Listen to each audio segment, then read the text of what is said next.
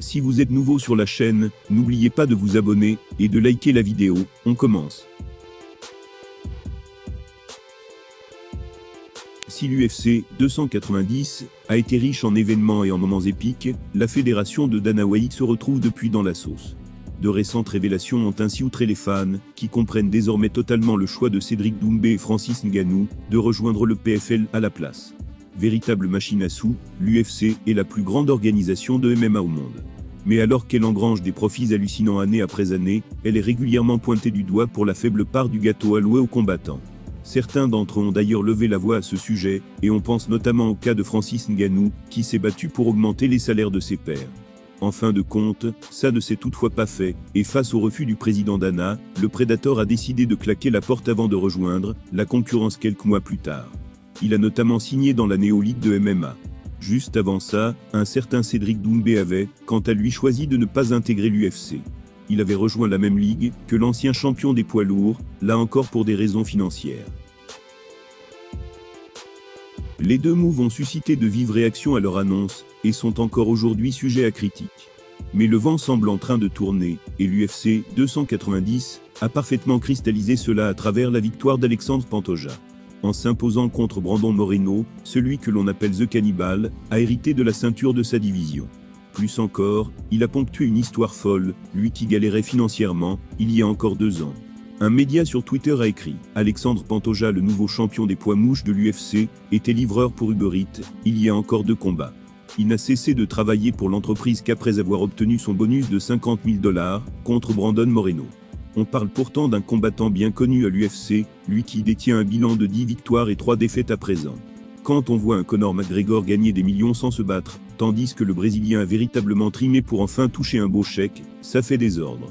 Résultat, les internautes se montrent de plus en plus compréhensifs envers ceux qui décident de quitter la ligue. L'un d'eux a par exemple déclaré « Je comprends que ça puisse passer pour une belle histoire, mais ça ne fait que mettre en lumière la corruption de l'UFC et la question de la rémunération des combattants. Pantoja se bat et bat les meilleurs depuis des années maintenant, il ne devrait y avoir aucune raison pour qu'il compte sur Uber Eats pour de l'argent.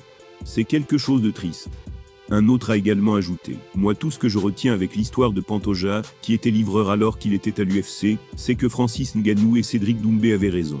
Désormais sous contrat avec le PFL, Francis Ngannou et Cédric Doumbé sont assurés de toucher bien plus d'argent qu'à l'UFC. Pourtant, il s'agit de l'organisation de MMA numéro 1 au monde. Mais comme le grand patron Dana White ne semble pas prêt à changer de fusil d'épaule, ce paradoxe n'est pas prêt de prendre fin.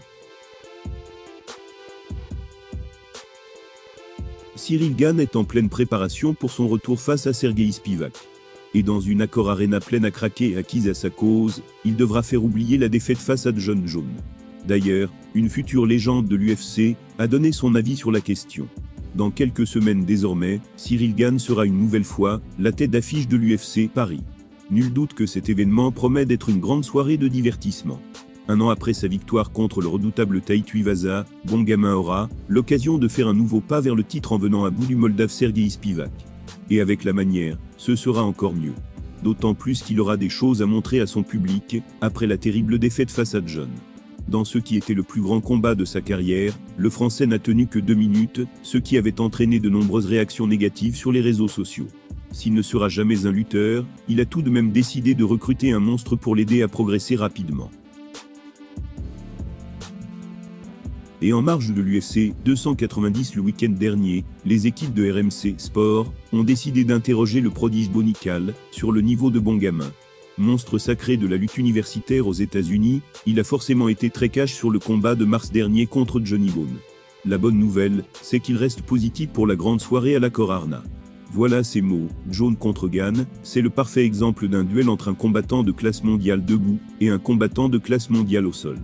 Jon a été capable de mettre en place sa stratégie de combat, et Cyril Gane n'a jamais pu imposer son rythme. J'ai énormément de respect pour Cyril, je pense qu'il est l'un des combattants les plus divertissants, un des meilleurs boxeurs au monde. Je pense que contre Spivak, ce sera bien différent. Jon était trop fort en lutte, alors que Spivak adore boxer. Il a une grosse puissance, donc je pense qu'ils vont pouvoir rester debout pendant 25 minutes. Il va devoir imposer sa stratégie, beaucoup se déplacer, attaquer les jambes de son adversaire. Dans tous les cas, ça va être un excellent combat. Pour l'excellent Bonical destiné à devenir une légende du MMA, Cyril Gane a encore toutes ses chances pour son prochain combat. Il a peut-être été surclassé par de jeunes jaunes au sol, ce qui est finalement normal, et il sait qu'il doit rester debout face à Spivak. Et ça tombe bien, ce dernier aime lui aussi montrer sa boxe dans l'octogone. Cyril Gane a été surclassé dans un domaine qu'il ne maîtrise pas, et Bonical ne veut pas lui en tenir rigueur. Pour lui, bon gamin, toujours une grosse référence à l'UFC, et il semble impatient de le voir à Paris en septembre prochain.